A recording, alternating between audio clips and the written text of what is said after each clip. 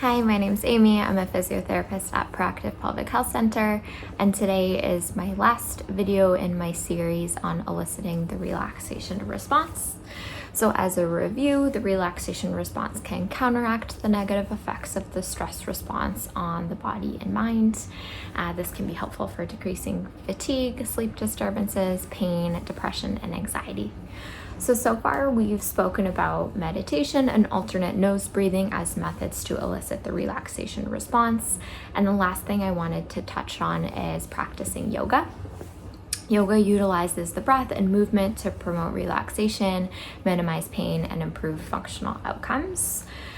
There are many ways that you can participate in yoga, from online videos to in-person classes, and there's lots of opportunity to modify the practice based on your skill level or any injuries or pain that you might have. So next up, I'm just going to demonstrate a basic yoga flow as an example.